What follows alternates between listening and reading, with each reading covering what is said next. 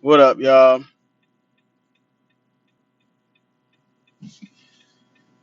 This gonna be this gonna be a video that a lot of y'all gonna be like, man, what's going on with me? And I've been talking, I've been talking this for the longest, for years. I realized how much I've been talking about this topic in my life for years. So the topic is gonna be that you have to take responsibility for every emotion and everything that happens in your life. I've been saying this for years, and I've heard a lot of people feeling saying that. Hell, I even hurt my feelings saying that back in the day. But it's true. You're responsible for every emotion or everything that happens in your life. You got to take responsibility or blame or whatever you want to call it. Okay? Dang, this the sun thing is really crazy. So it goes like this. You have behaviors right now, right? When a person comes up, because we talked about this in another video, when a person comes up to you and does a specific thing to you, and your reaction is to get angry and start yelling, digging up all this information from the past that is going to piss you off all over again in the present, because that's what it is, you got to take full responsibility for that. It's not the other person's issue, it's your issue. You collected a whole bunch of frames and pictures and data and triggers in your mind. And every time your sales of recognition goes off based off of that problem, you shoot it to your conscious and you project it out.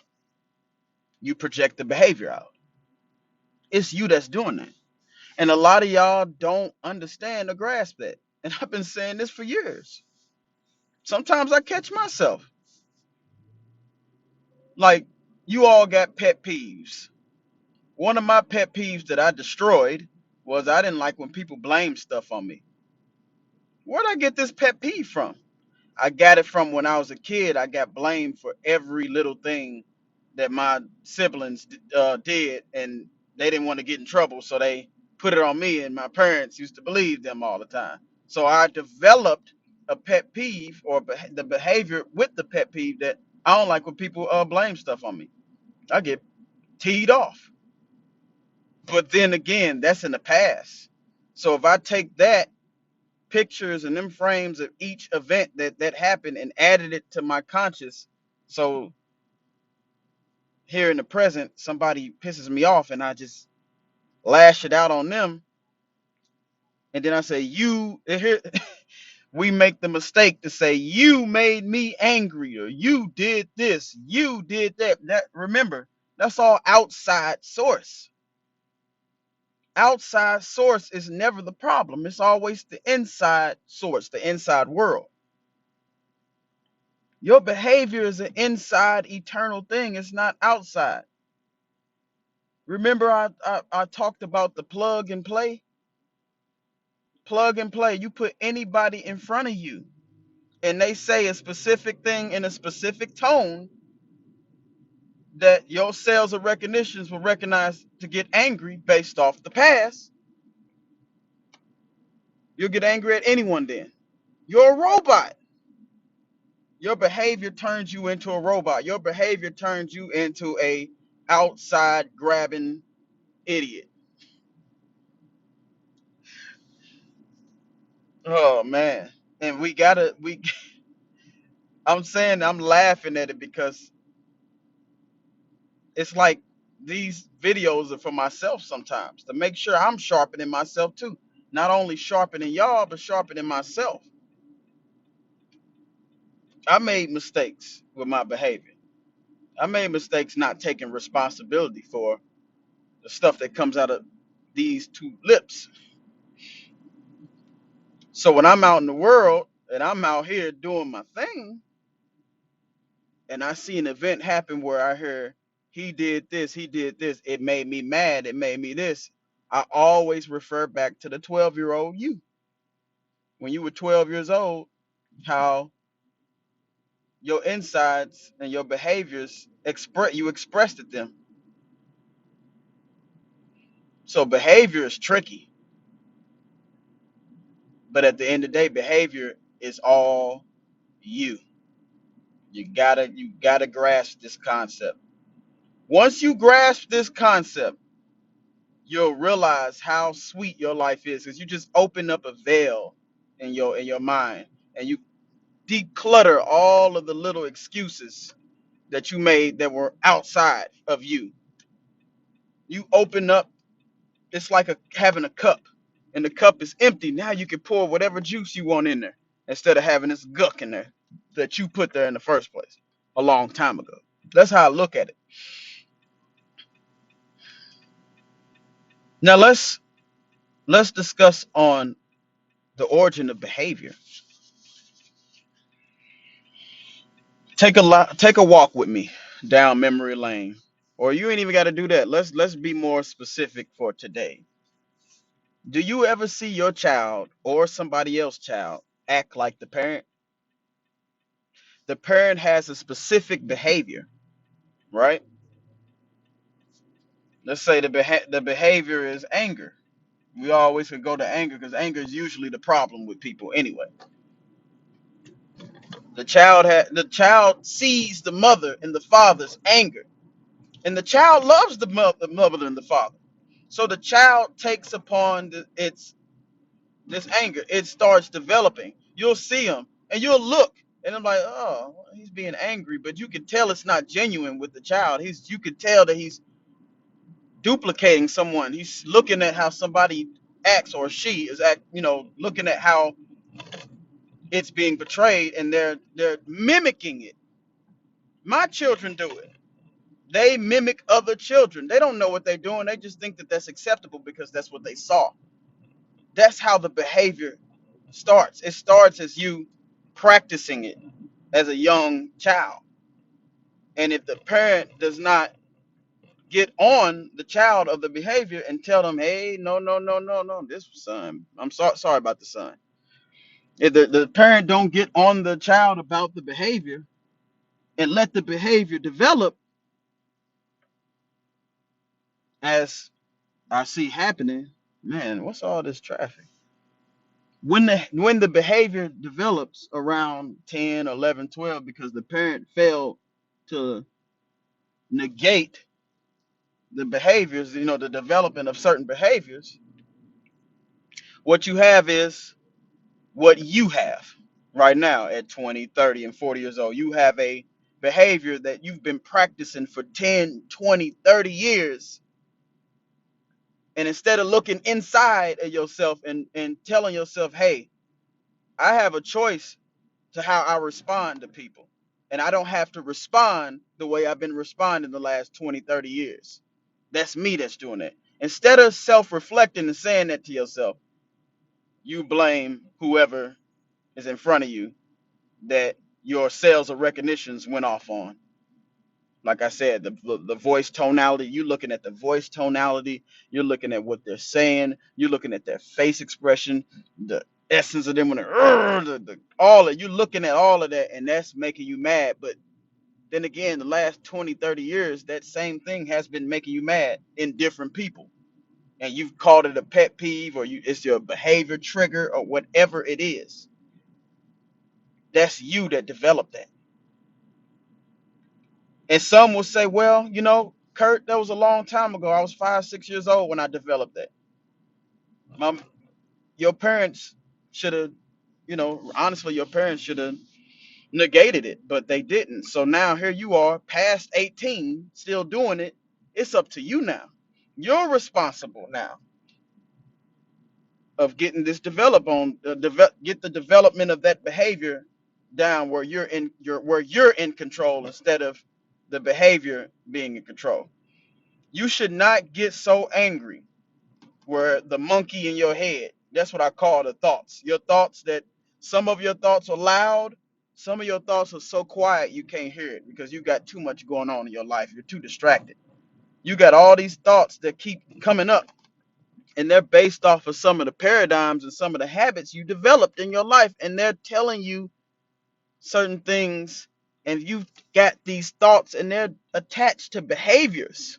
Some of your thoughts are attached to behaviors to a point where you be like, I get mad when I look at a tree. This is an example. I get mad when I look at a tree. So now you're looking at trees and an emotion goes off in your head and you don't know how to deal with it because you've been developing that for the last 10, 15 years. And you're totally unaware of this because you're looking at the outside so much. And you're so distracted by your outside that you're not looking at your inside. Some of y'all don't even know nothing about self-reflecting. Self-reflecting is just some word you heard and it just didn't stick. And look, I've been there. I've been there. And luckily I had people around me at a young age that were therapists and psychiatrists. My dad was a psychiatrist, got honors in psychiatry. So shouts out to my father. Yeah, I learned a lot of the basis of psychiatry from my father. So growing up, learning that stuff at 2, 3, 4, and 5 years old, my dad is teaching me psychiatry. I remember it all.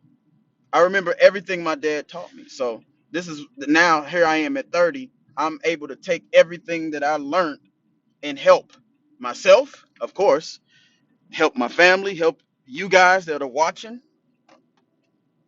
And it's a wonderful thing. I love it. It makes me happy. I'm happy when I make these videos because I know I'm helping somebody.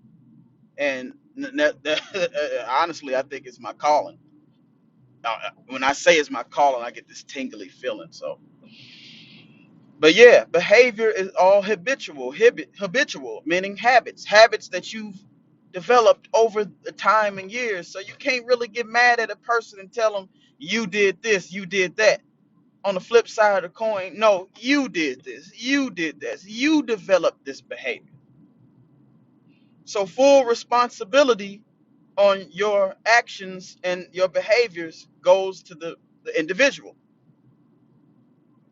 Hopefully you guys understand that and it's not really a wrestle with yourself saying that, hey, Curtis, that's not true. Maybe you could be able to self-reflect and be like, yeah, I did develop this at this time. That's why I say meditation is important.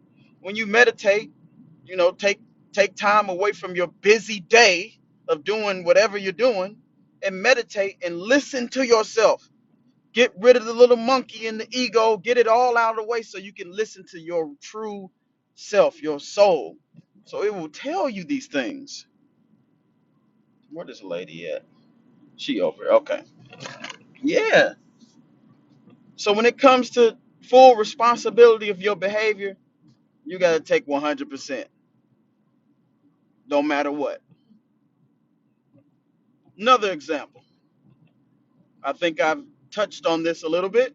You're in a relationship. The relationship is failing. This person is beating on you. This person is doing this, is cheating, blase, blase, blase. We could go down the list. For the most part, your average person is going to be like, he's doing this to me. He's doing this, blah, blah, blah, blah. Have you ever self-reflect and asked yourself, I can leave this relationship right now and don't have to deal with it and take responsibility enough so this problem won't happen in the next relationship? Have you ever thought like that? I bet you haven't. Or if you did, you never acted on it. There's no way I'm going to get with a woman and she does a lot of terrible things and then I leave and then I expect all these terrible things to happen to me again in another relationship with another woman that's totally different from her. That's unintelligent. But some of us think like this. We actually think like this, man. I be having conversations with people and they be really thinking like this. Not everybody is the same. Yeah, we have certain tendencies that we do, but not everybody is the same. And if you think everybody's the same, then something's wrong with you. Again, take responsibility. If you keep getting in the same if you get in a relationship and the same results are happening, that's you that are manifesting those results because you have a something inside your subconscious mind that keeps oozing that junk out. It's not the person, it's you. In a successful relationship is two people that know how to self-reflect, two people that are unselfish. You can't get in a relationship and be selfish, man. It don't work. Some of y'all jumping in relationships because you don't love yourself. Some of y'all jumping in relationships because you're lonely. Some of y'all are jumping in relationships for selfish reasons. Ain't nothing selfish about two parties linking together, bro or sister. They don't work that way. That's why you're failing. You gotta start looking at yourself. You failed. They almost had an accident back there. You failing at it. Fix yourself. Stop depending on yourself to do right, and you ain't doing nothing about fixing yourself. We ain't on this earth to stay stagnant, bro. I'm sorry. I know you want to have the same thoughts tomorrow, and I know you want to have the same thoughts the next week because you want to be consistent. But if your consistency and your thoughts are causing the results, and the results are negative, you got to do a whole transformation, bro or sister. You got to transform that whole brain of yours. You got to transform that whole subconscious of yours. You can't keep it.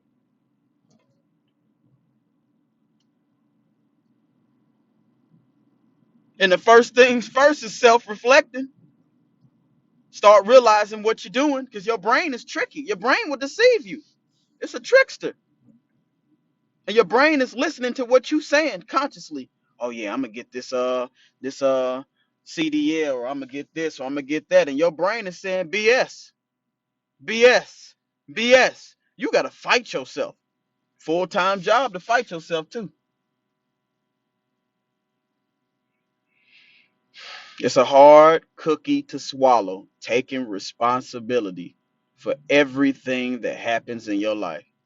Even sometimes when I say that, I cringe up, but it's true. You got to take responsibility. Taking responsibility don't take nothing from you. It don't hurt you. It actually helps you. It helps you develop. It's all about development anyway. You got to remember, self-help is not taught in school. Self-help is not really taught in your religious churches and stuff. In a sense it is, but it's really bubble. It's a bubble with so limitations on it, man.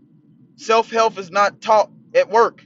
It's not really self-help is not really like the end thing. It's not the end thing changing yourself for the better, which I find that to be kind of odd anyway. So yeah, when I start talking to people and I tell them that you could do better than what you're doing, you have deep reservoirs of talents inside of you, and they don't believe me or their self, I can understand that because you've been taught about this system a certain way. They don't want this. Or maybe they do want this. Who knows? I'm not going to say what they do and don't want. I don't know what's going on. But you're operating with a strong case here, especially when you're dealing with your central nervous system. You can program your brain not to walk through these doors of success because that's what you've done. And if you try to walk through them doors, your brain will do everything it can to stop you from walking in them doors because you've self-sabotaged yourself for years. That's why I said self-help. This is a lifetime thing. This is a lifetime thing. You can't just do no part-time self-help and think you're gonna get somewhere. You know how much time I spend working and chipping away on myself? Man, look, I'm a truck driver. I spend the whole time on my truck listening to lectures, listening to audio books. Some of the books I already bought, but I don't have time to read them as much, so I listen to the audio version of them, and then until I read them, and I'm taking notes on my phone and stuff. My phone is full because of notes that I've taken. Some of the stuff, some of my things I'm saying is from notes that I've taken. I just tried to memorize them because I'm so busy. But I'm busy because I got goals, big goals, goals that if I told you, you'd be like, oh, you ain't gonna get them. But it ain't up to you, it's up to me. And that's where your self-image come in. Your self-image is a self thing. Your self-esteem is a self thing. How do I feel about myself? How do I feel about reaching my goals? It ain't about you, and you. So I might do a part two on this, but I gotta get in this building because I got a busy life. But I mean, I always take time for you guys. So until then, peace.